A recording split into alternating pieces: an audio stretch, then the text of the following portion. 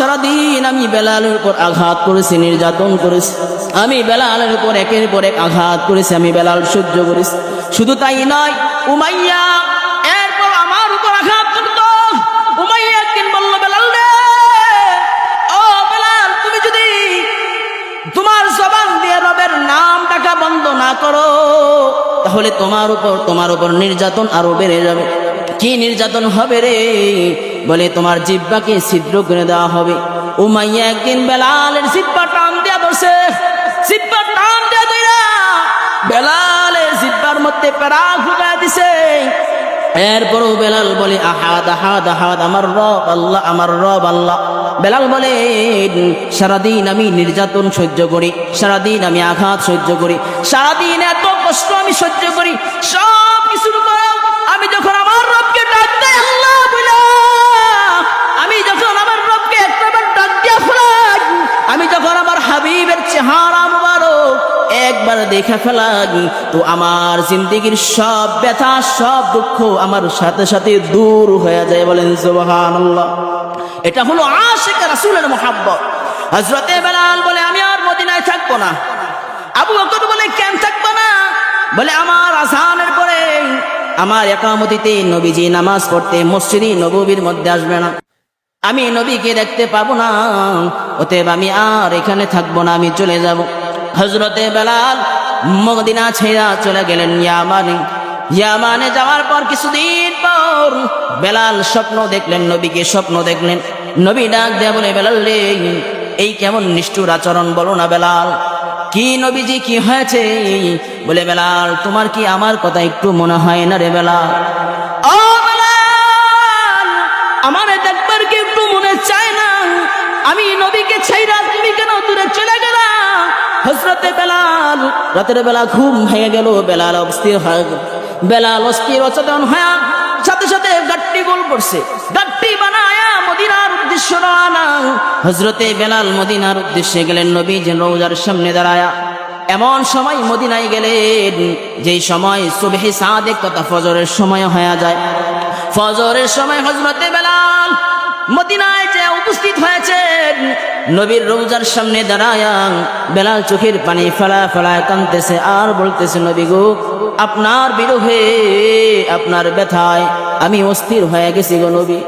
এখন অনেক হাজি আছে, অনেক হাজি আছে যারা নবীর দেশে যাইতে চায়, নবীর দেশে যাওয়ার পর নবীর রওজার সামনে দাঁড়ায়া অনেক হাজি আছে পাগল হয়ে যায় একটাবার নবীকে দেখার জন্য, নবীকে দেখার জন্য।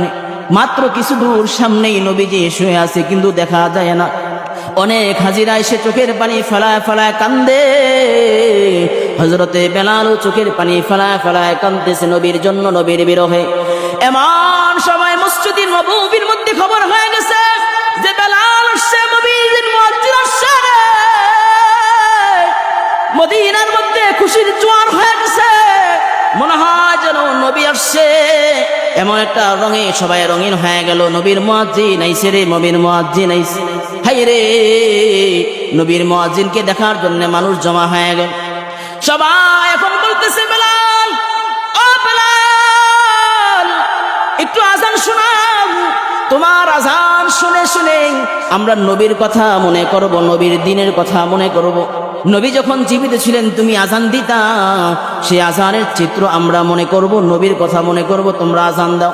হযরতে বেলাল চোখের পানি ফেলা ফেলা কান্দে আর বলে, আজকে এমন একটা দিন যেই দিনে আমি আজান দিলে নবী দেখা যাবে না,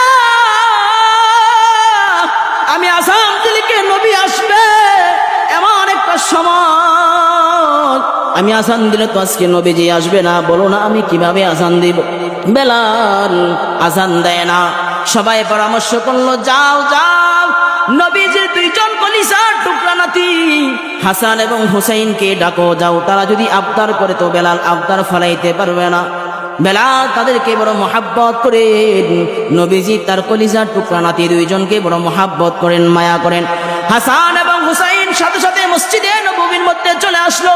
আয়েশা বলো, নানার মুয়াজ্জিন আইছে রে, নানার মুয়াজ্জিন আসছে।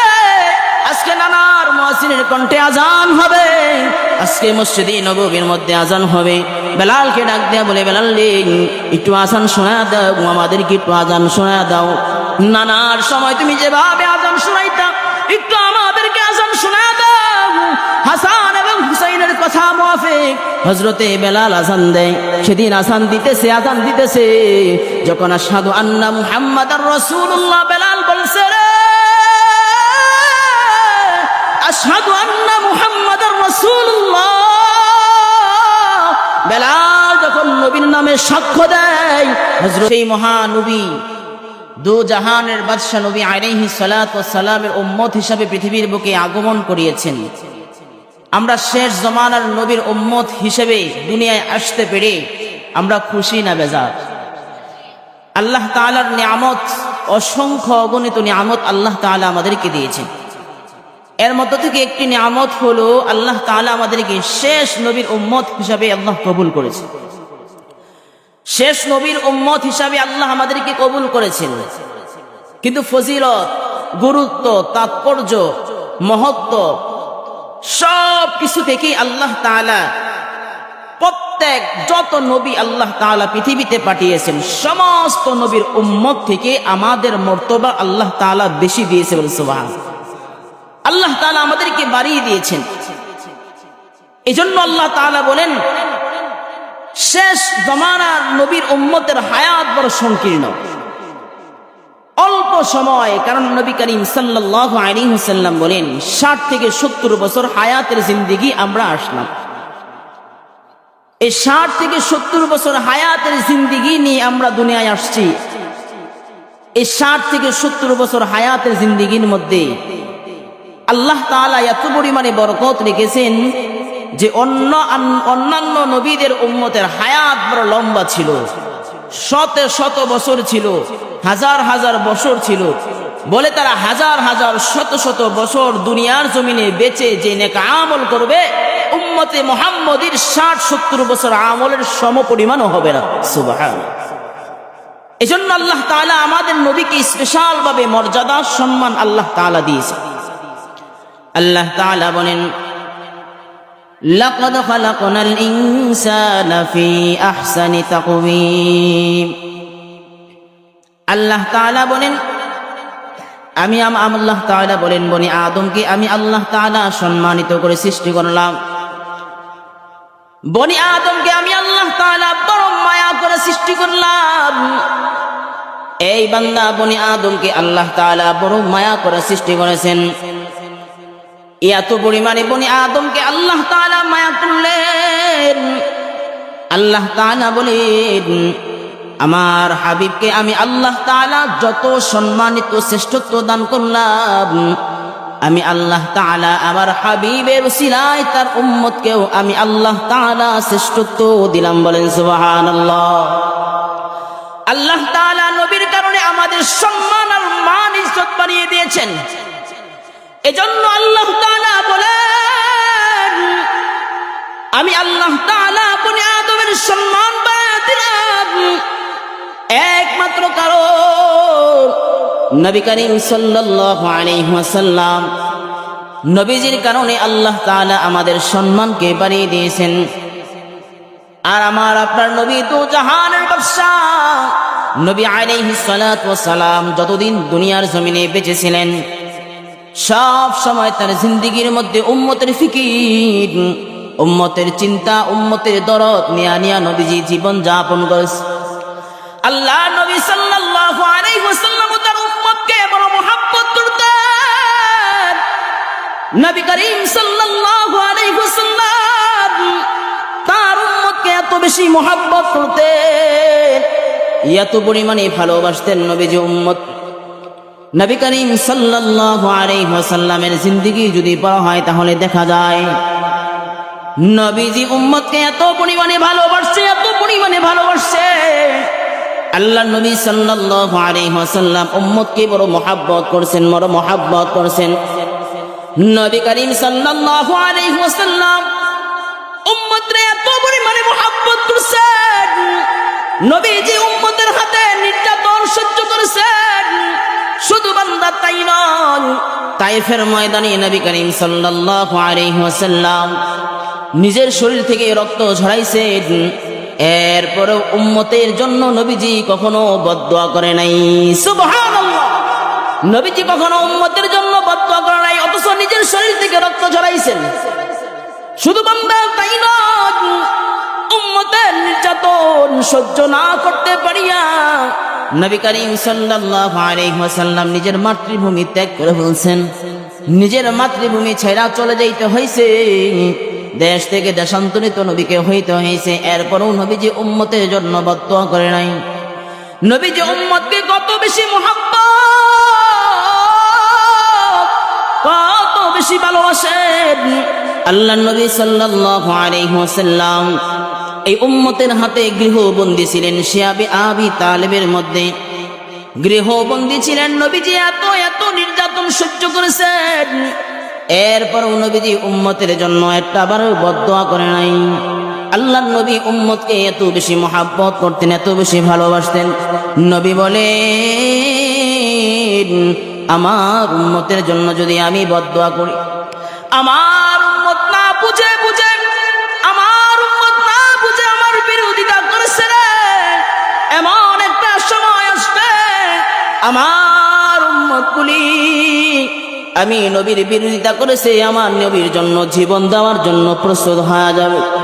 ঠিকই নবীজির আখলাক আর চরিত্র এত সুন্দর, নবীজির আখলাক আর চরিত্র দেখিয়া, নবীজির কথা শুনিয়া মানুষগুলি দলে দলে কালিমা পড়ে মুসলমান হয়ে যাইতে। বলেন সুবহানাল্লাহ। এজন্য আমার নবী হলেন শান্তির নবী, আমার নবী হলেন রাহমাতাল লিল আলামিন। নবীর তুলনা হয় না। আল্লাহ তাআলা বলেন, উম্মতের জন্য, সারা পৃথিবীর জন্য নবীকে আমি আল্লাহ তাআলা মডেল হিসাবে দুনিয়ায় পাঠাইলাম। নবীর আখলাক চরিত্র যে বান্দা গ্রহণ করে নেবে, আল্লাহ তাআলা বলেন, আমি আল্লাহ তাআলা দুনিয়া এবং আখিরাতে তার সম্মান বাড়ায় দেব। বলেন সুবহানাল্লাহ। আল্লাহ তাআলা বলেন, নবীর আদর্শ কেউ যদি গ্রহণ করে তো দুনিয়া এবং আখিরাত উভয় জায়গায় আল্লাহ তাআলা সম্মান বাড়ায় দেবে। সুবহানাল্লাহ বলবেন, সুবহানাল্লাহ। তাহলে বুঝেন নবীর সম্মান আল্লাহ তাআলা কেমন দিয়েছেন। আর নবীজি যতদিন দুনিয়ায় বেঁচে ছিলেন সব সময় বলছেন, উম্মত তোরে ছাড়া তো আমি নবী কখনো জান্নাতে যাব না। যেদিন আল্লাহ তাআলা হাসরের ময়দান কায়েম করে ফেলবেন, এমন একটা ময়দান কায়েম করবেন, এমন একটা মুসিবতের দিন চলে আসবে যে দিনে ভাই ভাইকে চিনবে না। ওয়া উম্মিহি ওয়া আবিহি ওয়া সাহিবাতিহি ওয়া বানিহি, হায়রে মা বাবাকে চিনবে না, মা সন্তানকে দেখলে পালাইবে, ভাই ভাইকে দেখলে সেদিন পালায়ন করবে। বাবা সন্তানের পরিচয় দিবে না, মা সন্তানের পরিচয় দিবে না। অথচ দুনিয়ার জমিনে মা সন্তানের কত আপন, মা সন্তানকে কত বেশি মহব্বত করে, সন্তানের জন্য মা বড় পাগল। আল্লাহ তাআলা বলেন, এমন একটা সময় আসবে মা সন্তানকে পরিচয় দিবে না, বাবাও সন্তানকে পরিচয় দিবে না। একজন দেখলে আরেকজনকে দেখলে পালায়ন করবে আর বলবে না না না। মা ডেকা ডেকা বলবে, দুনিয়ায় আমার কোনো বিবাহ হয় নাই। বাবা বলবে, আমার কোনো দুনিয়ায় সন্তান ছিল না। আর বলবে, ইয়া নফসি ইয়া নফসি। আল্লাহ নবী সাল্লাল্লাহু আলাইহি ওয়াসাল্লাম বলেন, আমি একবার স্বপ্নের মধ্যে দেখলাম হযরতে মূসা আলাইহিস সালাতু ওয়াস সালামকে, তার আখিরাতের হালত, আখিরাতের অবস্থা আমি আল্লাহর নবী দেখলাম। হযরতে মূসা আলাইহিস সালাতু ওয়াস সালাম আল্লাহর আরশের নিচে একটা খুঁটি আছে, খুঁটি ধরা ধরা চোখের পানি ছেড়া ছেড়া কাঁদতেছে, চোখের পানি ফেলা ফেলা কাঁদতেছে। তার উম্মতের কোনো খবর নাই, সে শুধু বলতেছে, ইয়া নফসি ইয়া নফসি। আমি মূসার কি উপায় হবে, আমার কি উপায় হবে। হযরতে মূসা আলাইহিস সালাতু ওয়াস সালাম তার উম্মতের কোনো খবর ফিকির নাই, শুধু নিজের চিন্তা করতেছে, নিজের চিন্তা করতেছে। আল্লাহ নবী সাল্লাল্লাহু আলাইহি ওয়াসাল্লাম বলেন, যেদিন কিয়ামতের ময়দান কায়েম হয়ে যাবে, আমি আল্লাহ তাআলার কুদরতি কদমে একটা সিজদা লাগায়া দিব। সিজদা লাগায়া আমি আল্লাহর কাছে চোখের পানি ফেলায় ফেলায় কাঁদবো, আল্লাহ তাআলার হামদ এবং সানা পড়ব। সেদিন আল্লাহ তাআলার জালালিয়াতের কাহারিয়াত শুরু হয়ে যাবে। আল্লাহ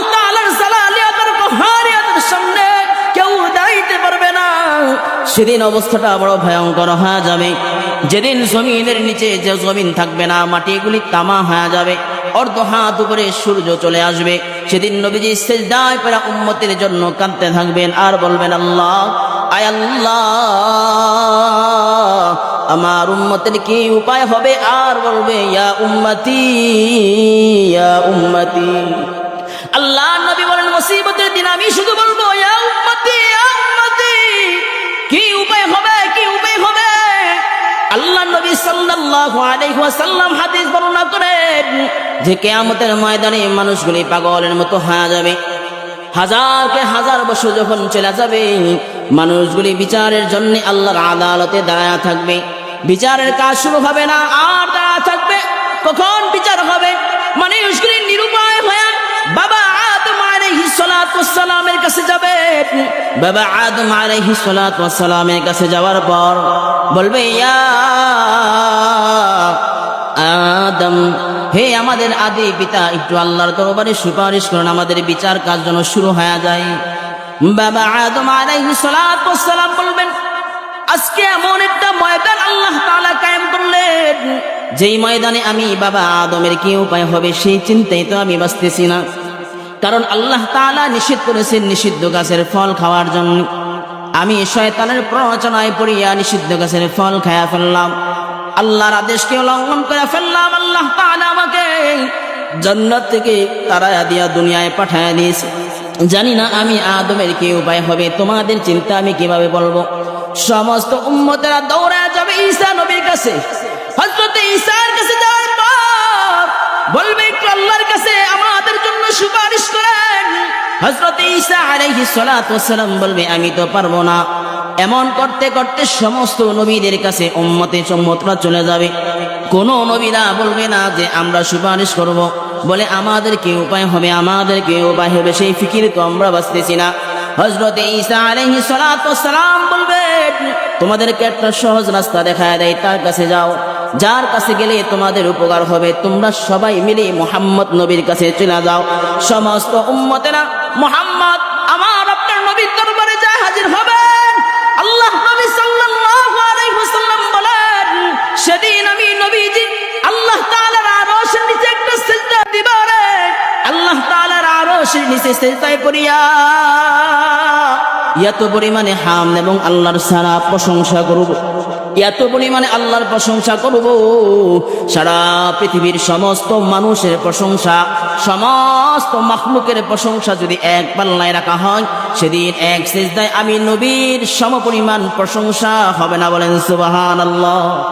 এত পরিমাণে প্রশংসা আমি রবের করব, এত পরিমাণে প্রশংসা করব, আল্লাহ তাআলার জালালিয়াত আর কাহারিয়াত সেদিন স্তব্ধ হয়ে যাবে।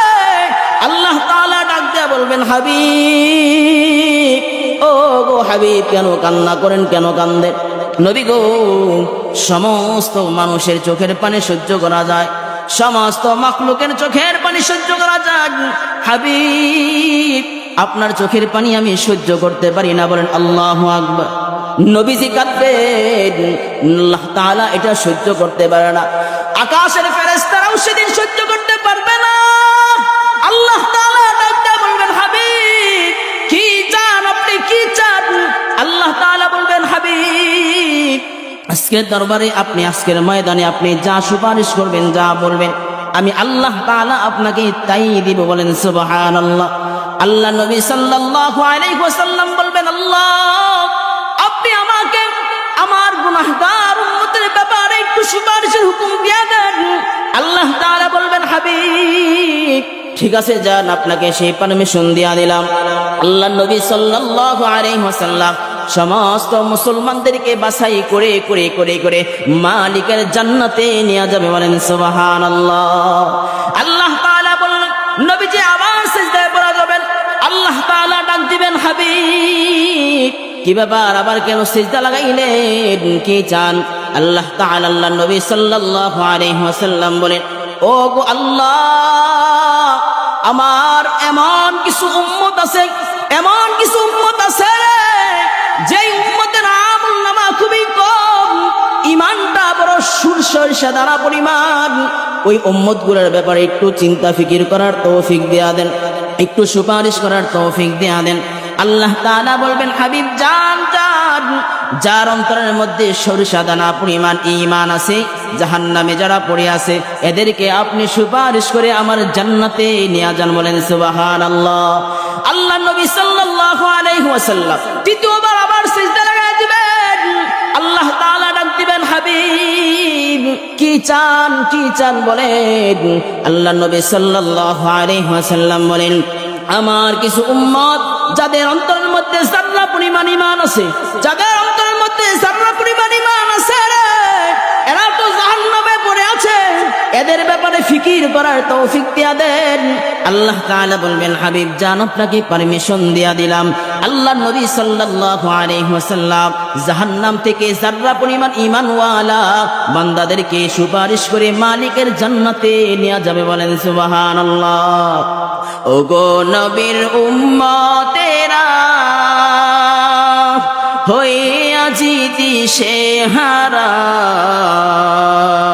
দন্দন শহীদ করিলেন উহুদেরই ময়দানে, নবী বিনে কে তাড়াবে ফুলসিরাতে মিজানে।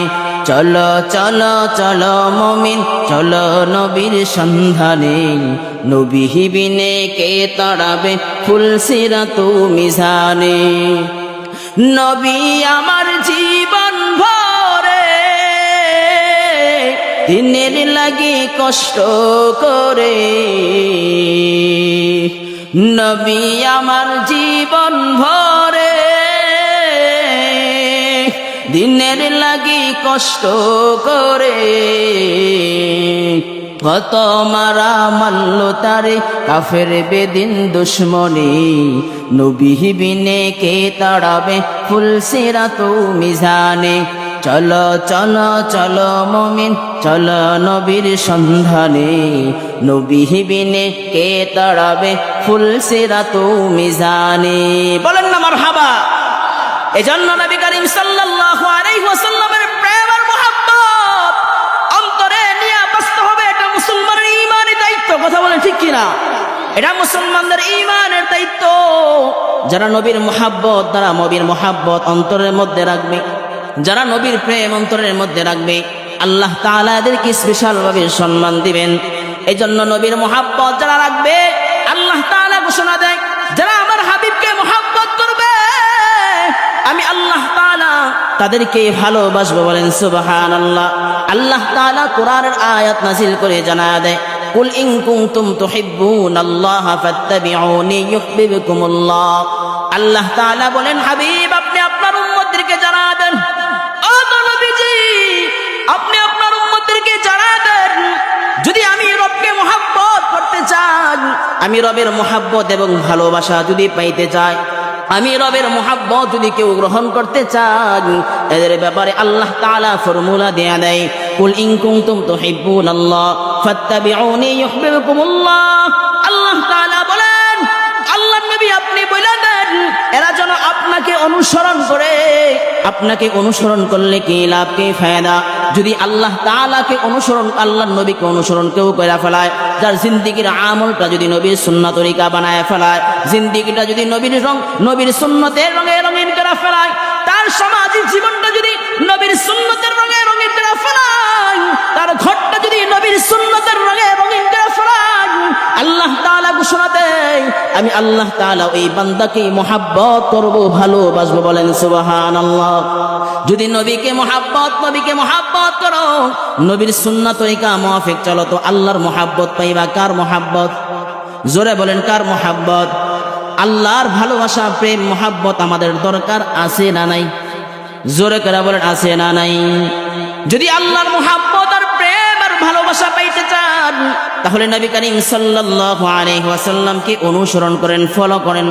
নবীকে যদি অনুসরণ করতে পারেন, নবীকে যদি আপনার জিন্দেগির আমল বানায় নিতে পারেন, নবীর সুন্নাত তরিকা মুআফিক যদি জীবন গঠন করতে পারেন, আল্লাহ তাআলা বলেন তুমি দুনিয়ায় থাইকা নবীর রঙে রঙিন হইবা, আমার হাবিবকে মুহাব্বত করবা, আর আমি আল্লাহ তাআলা তোমাকে আরশ থেকে মুহাব্বত করব। বলেন সুবহানাল্লাহ।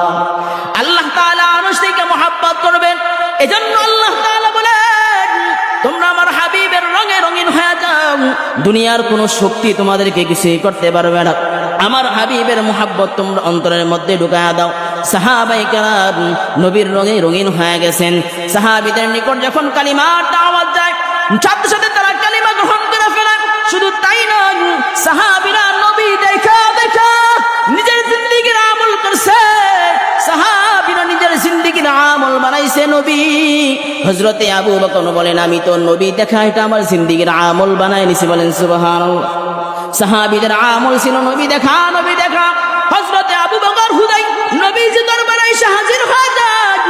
আল্লাহর নবী সাল্লাল্লাহু আলাইহি ওয়াসাল্লাম বলেন, আবু বকর তোমার কি কোনো কথা আছে? আবু বকর বলে, না গো নবী, আমার কোনো কথা নাই। তো আবু বকর কেন আসছো? আবু বকর বলে, নবী গো, আপনাকে দেখলে আমার পেটের ক্ষুধা নিবারণ হয়ে যায়। ও গো নবী, শুধু তাই নয়, আপনাকে দেখলে আমার অন্তর দিল ঠান্ডা হয়ে যায়। নবী গো, আপনাকে দেখলে আমার অন্তর জুড়ে যায়। নবী গো, আপনারে দেখলে আমার চোখ শীতল হয়ে যায়। বলেন আল্লাহু আকবার। এজন্য আবু বকরের প্রেম আর মুহাব্বত ছিল নবী দেখা। নবী দেখা এটা সাহাবায়ে কেরামের আমল ছিল। শুধু বান্দা তাই নয়, হযরতে বেলাল রাদিয়াল্লাহু তাআলা আনহুর ইতিহাস পড়া দেখেন। নবী করিম সাল্লাল্লাহু আলাইহি ওয়াসাল্লাম যখন দুনিয়া ছেড়ে ওয়াফাতে চলে গেলেন, আল্লাহর নবী সাল্লাল্লাহু আলাইহি ওয়াসাল্লাম যখন দুনিয়া ছেড়ে চলে গেলেন, হযরতে বেলাল বলে, আমি আর মদিনায় থাকবো না। কারণ যেই মদিনায় থাকলে পরে নবী দেখা যায় না, আমি ওই মদিনায় থাকবো না। হযরতে বেলাল গাঠি জোগাড় করছেন। আবু বকর ডাক দিয়ে বলে, বেলাল রে, বেলাল রে, এত নিষ্ঠুর তুমি হয়ে গেলা, আমাদের ছেড়া তুমি চলে যাইবা। ওরে বেলাল, বলো না কেন আমাদের ছেড়া চলে যাইতো রে বেলাল? বেলাল বলে, এই দেশে থাকলে, মদিনায় থাকলে তো নবী দেখা যাবে না। নবীকে না দেখলে আমি বেলাল অস্থির হয়ে যাব। আমি বেলাল আযান দিব, নবী আমার ইকামতিতে নামাজ পড়বে না। আমি বেলাল এটা সহ্য করতে পারবো না। কারণ বেলালের অন্তরের মধ্যে নবীর প্রেম, বেলালের অন্তরের মধ্যে নবীর মুহাব্বত। আবু বকর বলেন, বেলাল রে, আমরা কি নবীরে মুহাব্বত করি না, ভালোবাসি না? বেলাল বলে, তোমরাও নবীরে মুহাব্বত করো, ভালোবাসো, এটাও মানি। কিন্তু আমি বেলাল যখন মদিনায় আসলাম, গোলাম বেশে আসছি, হাফসা থেকে গোলাম বেশ, মদিনার একটা গোলাম হিসাবে আসলাম। যখন আমি কালিমা পড়লাম, কালিমা পড়ার সাথে সাথে আমার উপরে এত পরিমাণে নির্যাতন শুরু হয়েছে রে বেলাল, আবু বকর, এত পরিমাণে আমার উপর নির্যাতন সহ্য করেছি। আমি তো এত পরিমাণে উমাইয়ার মার খেয়েছি। আমি একবার পাটের মধ্যে পাথর বাঁধি, উমাইয়া আমারে মক্কাত দিনের বেলা উত্তপ্ত মরুভূমির মধ্যে শোয়া পেটের মধ্যে পাথর দিয়ে চাপ দিয়ে ধরছে। আমি বেলাল এত পরিমাণে কষ্ট দিছে। শুধু তাই নয়, সারাদিন আমি বেলালের উপর আঘাত করেছি, নির্যাতন করেছি। আমি বেলালের উপর একের পর এক আঘাত করেছি, আমি বেলাল সহ্য করেছি। শুধু তাই নয়, উমাইয়া এরপর আমার উপর আঘাত করত। উমাইয়া একদিন বলল, বেলাল রে, ও বেলাল, তুমি যদি তোমার জবান দিয়ে রবের নাম ডাকা বন্ধ না করো, তাহলে তোমার উপর নির্যাতন আরো বেড়ে যাবে। কি নির্যাতন হবে রে? বলে, তোমার জিহ্বাকে ছিদ্র করে দেওয়া হবে। উমাইয়া একদিন বেলালের জিহ্বা টান দেয়া বসে, জিহ্বা টান দেয়া দইরা বেলালের জিহ্বার মধ্যে পেরা ঢুকা দিছে। এরপরও বেলাল বলে, আহাদ আহাদ আহাদ, আমার রব আল্লাহ, আমার রব আল্লাহ। বেলাল বলে, সারাদিন আমি নির্যাতন সহ্য করি, সারাদিন আমি আঘাত সহ্য করি, সারাদিন এত কষ্ট আমি সহ্য করি, সব কিছুর পরেও আমি যখন আমার রবকে ডাক দেই আল্লাহ বলে, আমি যখন আমার রবকে একবার ডাক দিয়া ফেলাই, আমি যখন আমার হাবিবের চেহারা মুবারক একবার দেখে ফেলাই, তো আমার জিন্দেগির সব ব্যথা, সব দুঃখ আমার সাথে সাথে দূর হয়ে যায়। বলেন সুবহানাল্লাহ। এটা হলো আশিক রাসূলের মুহাব্বত। হযরতে বেলাল বলে, আমি আর মদিনায় থাকবো না। আবু বকর বলে, কেন থাকবো না? বলে, আমার আযানের পরে আমার ইকামতিতে নবীজি নামাজ পড়তে মসজিদে নববীর মধ্যে আসবে না, আমি নবীকে দেখতে পাবো না, অতএব আমি আর এখানে থাকবো না, আমি চলে যাব। হযরতে বেলাল মদিনা ছেড়ে চলে গেলেন ইয়ামানে। ইয়ামানে যাওয়ার পর কিছুদিন পর বেলাল স্বপ্ন দেখলেন, নবীকে স্বপ্ন দেখলেন। নবী ডাক দেয়া বলে, বেলাল রে, এই কেমন নিষ্ঠুর আচরণ বলো না বেলাল। কি নবীজি, কি হয়েছে? বলে, বেলাল তোমার কি আমার কথা একটু মনে হয় না রে বেলাল? ও বেলাল, আমার দেখবার কি একটু মনে চায় না? আমি নবীকে ছাইরা তুমি কেন দূরে চলে গেলা? হযরতে বেলাল রাতের বেলা ঘুম ভেঙে গেল, বেলাল অস্থির হয়ে গেল। বেলাল অস্থির অচেতন হয়ে সাথে সাথে গাট্টি গোল করছে, গাট্টি বানায়া মদিনার উদ্দেশ্যে রওনা। হযরতে বেলাল মদিনার উদ্দেশ্যে গেলেন, নবীজি রওজার সামনে দাঁড়ায়া। এমন সময় মদিনায় গেলেন যেই সময় সুবহে সাদেক তথা ফজরের সময় হয়ে যায়। ফজরের সময় হযরতে বেলাল মদিনায় যে উপস্থিত হয়েছেন, নবীর রওজার সামনে দাঁড়ায়া বেলাল চোখের পানি ফেলা ফেলায় কাঁদতেছে আর বলতেছে, নবী গো, আপনার বিরহে, আপনার ব্যথায় আমি অস্থির হয়ে গেছি গো নবী। এখন অনেক হাজি আছে, অনেক হাজি আছে যারা নবীর দেশে যাইতে চায়। নবীর দেশে যাওয়ার পর নবীর রওজার সামনে দাঁড়ায়া অনেক হাজি আছে পাগল হয়ে যায় একটাবার নবীকে দেখার জন্য, নবীকে দেখার জন্য। মাত্র কিছু দূর সামনেই নবীজি শুয়ে আছে, কিন্তু দেখা যায় না। অনেক হাজিরা এসে চোখের পানি ফেলায় ফেলায় কান্দে। হযরতে বেলালও চোখের পানি ফেলায় ফেলায় কান্দতেছে নবীর জন্য, নবীর বিরহে। এমন সময় মসজিদে নববীর মধ্যে খবর হয়ে গেছে যে বেলাল আসছে, নবীর মুয়াজ্জিন আসছে। মদিনার মধ্যে খুশির জোয়ার হয়ে গেছে, মনে হয় যেন নবী আসছে। এমন একটা রঙে সবাই রঙিন হয়ে গেল। নবীর মুয়াজ্জিন আইছে রে, নবীর মুয়াজ্জিন আইছে। হায় রে, নবীর মুয়াজ্জিনকে দেখার জন্য মানুষ জমা হয়ে গেল। সবাই এখন বলতেছে, বেলাল, ও বেলাল, একটু আজান শোনাও। তোমার আজান শুনে শুনে আমরা নবীর কথা মনে করব, নবীর দিনের কথা মনে করব। নবী যখন জীবিত ছিলেন তুমি আজান দিতা, সেই আজানের চিত্র আমরা মনে করব, নবীর কথা মনে করব, তোমরা আজান দাও। হযরতে বেলাল চোখের পানি ফেলায় ফেলায় কান্দে আর বলে, আজকে এমন একটা দিন যেই দিনে আমি আজান দিলে নবী দেখা যাবে না। আমি আজান দিলে কে নবী আসবে? এমন একটা সময় আমি আজান দিলে তো আজকে নবীজি আসবে না। বলো না আমি কিভাবে আজান দিব? বেলাল আজান দেয় না। সবাই পরামর্শ করলো, যাও যাও, নবীজির দুইজন কলিজার টুকরা নাতি হাসান এবং হুসাইনকে ডাকো, যাও। তারা যদি আবদার করে তো বেলাল আবদার ফলাইতে পারবে না। বেলাল তাদেরকে বড় মহাব্বত করেন। নবীজি তার কলিজার টুকরা নাতি দুইজনকে বড় মহাব্বত করেন, মায়া করেন। হাসান এবং হুসাইন সাথে সাথে মসজিদে নববীর মধ্যে চলে আসলো। আয়েশা বলো, নানার মুয়াজ্জিন আইছে রে, নানার মুয়াজ্জিন আসছে। আজকে নানার মুয়াজ্জিনের কণ্ঠে আজান হবে, আজকে মসজিদে নববীর মধ্যে আজান হবে। বেলালকে ডাক দেয়া বলে, বেলাল রে, একটু আজান শোনা দাও, আমাদেরকে একটু আজান শোনা দাও। নানার সময় তুমি যেভাবে আজান শোনাইতা, একটু আমাদেরকে আজান শোনা দাও। হাসান এবং হুসাইনের কথা মুআফিক হযরতে বেলাল আজান দেয়। সেদিন আজান দিতেছে। যখন আশহাদু আন্না মুহাম্মাদার রাসূলুল্লাহ বেলাল বলছে, রে আশহাদু আন্না মুহাম্মাদার রাসূলুল্লাহ,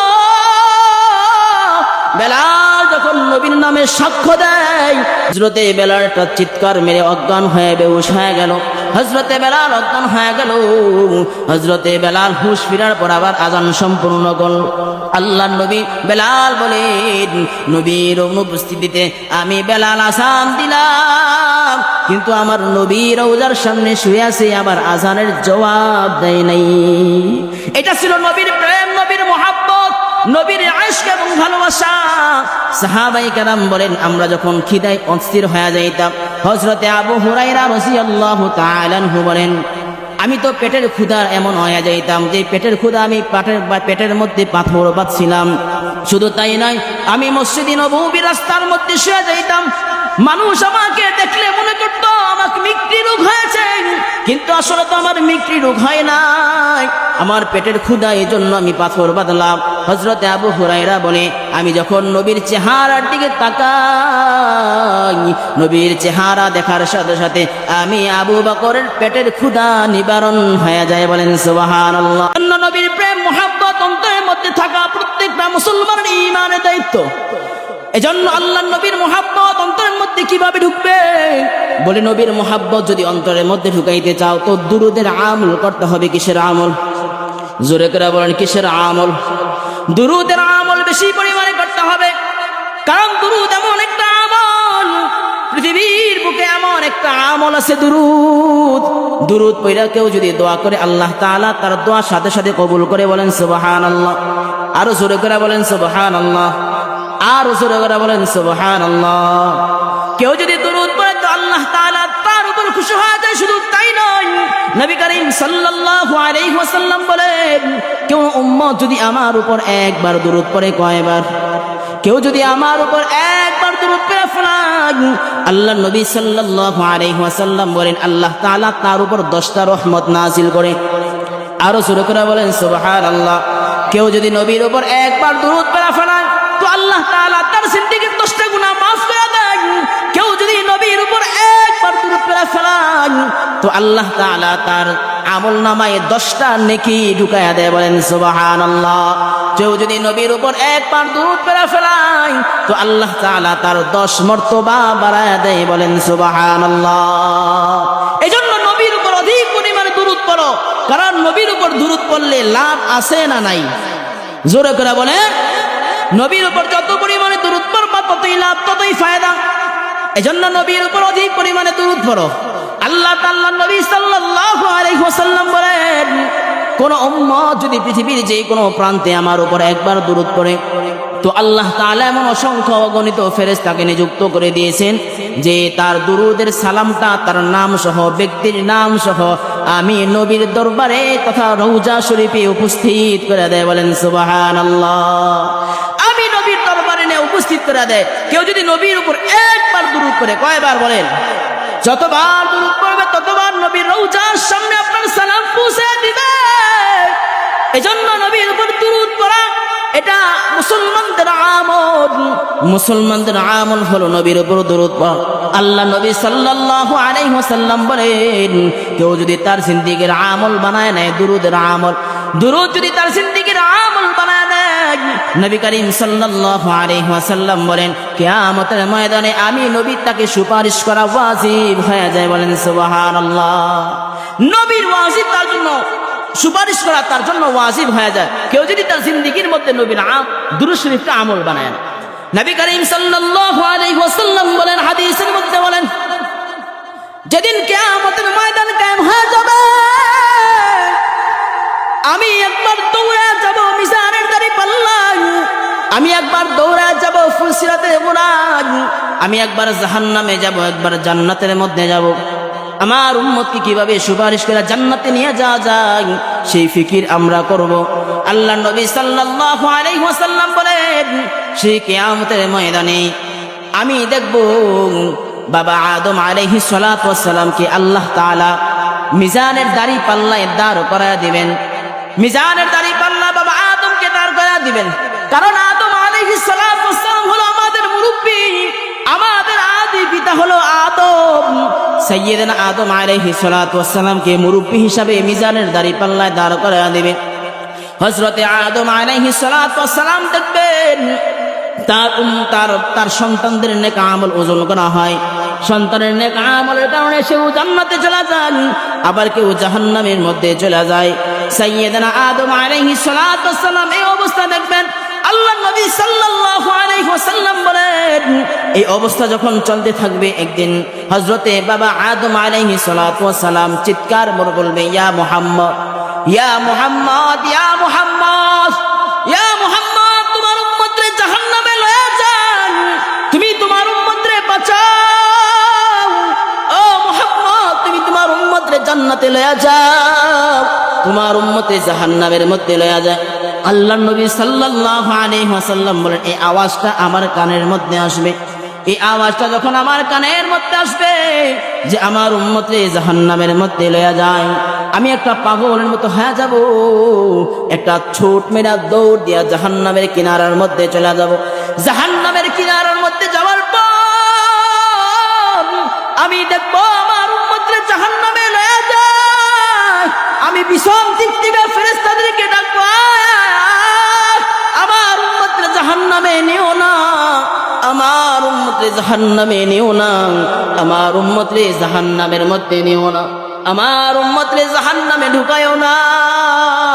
এই কথা বলে বলে ফেরেশতাদেরকে যখন ডাকবে, আল্লাহ তাআলা আল্লাহর নবী বলেন আমি ফেরেশতাদেরকে ধরতে পারবো না, তারা জাহান্নামের দিকে নিয়ে যাবেন। আল্লাহ তাআলা সেদিন ডাক দেয়া বলবেন, ও ফেরেশতারা তোমরা কি দেখো না তোমাদেরকে কে ডাকতেছে, কে ডাকতেছে, তোমরা কি শোনো না, তোমরা কি দেখো না? ফেরেশতাদেরকে যখন এই কথা বলবেন, ফেরেশতারা বলবেন এই অবস্থা দেখি আমরা সাথে সাথে থামে যাব, নবীর দরবারে ছুটে যাব। আল্লাহ নবী সাল্লাল্লাহু আলাইহি ওয়াসাল্লাম বলবেন, ও ফেরেশতারা তোমরা যদি কিছু না মনে করো, কেন আমার উম্মতে জাহান্নামে নিয়ে যাও, একটু আমাদেরকে বলো না। ফেরেশতারা বলবে, আল্লাহর নবী আপনার উম্মতের বদের পাল্লা ভারী হয়ে গেছে, তো নেকের পাল্লা হালকা হয়ে গেছে, জাহান্নামী হয়েছে, এই জন্য জাহান্নামে নেওয়া যায়। আল্লাহর নবী বলবেন, ফেরেশতারা আমার উম্মতের ওজনটা একটু আমার সামনে দেও।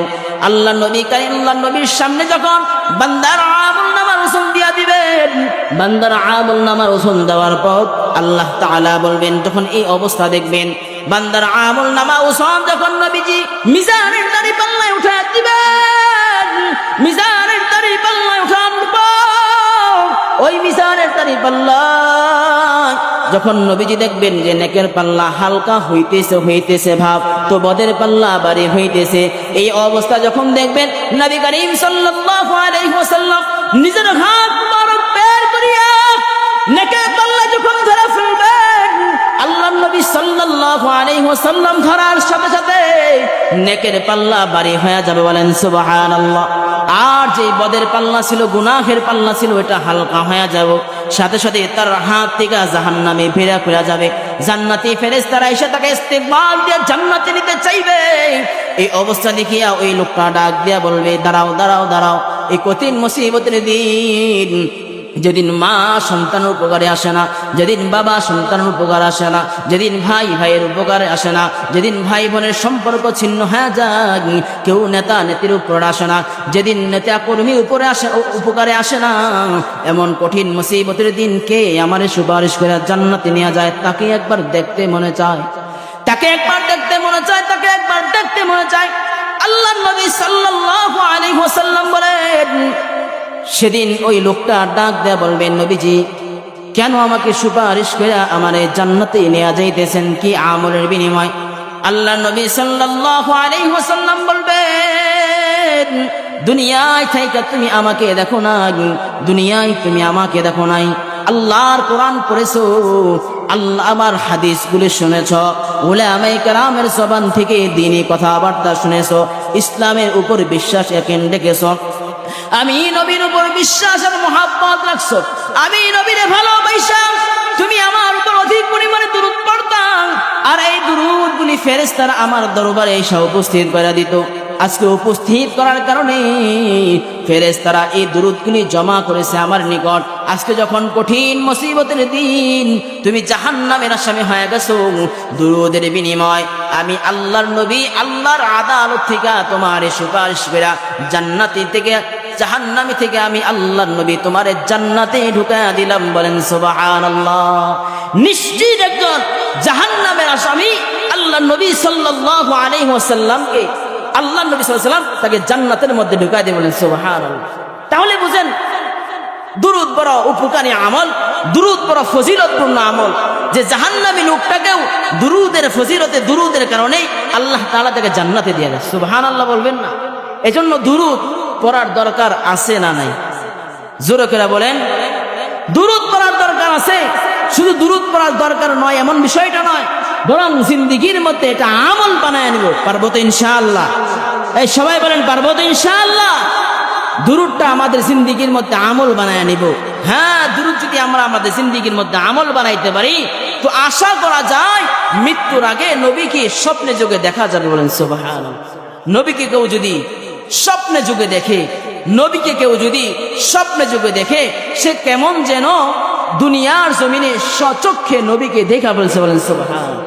আল্লাহ নবী সাল্লাল্লাহু আলাইহি ওয়াসাল্লাম বলেন, ঈমান অবস্থায় যে আমাকে দেখলো এবং ঈমান অবস্থায় যে মৃত্যুবরণ করলো, আল্লাহ নবী সাল্লাল্লাহু আলাইহি ওয়াসাল্লাম বলেন তার ব্যাপারে আল্লাহ তাআলা জান্নাতের সুসংবাদ দিয়েছে। বলেন সুবহানাল্লাহ। জান্নাত তাকে দিয়ে দিবে।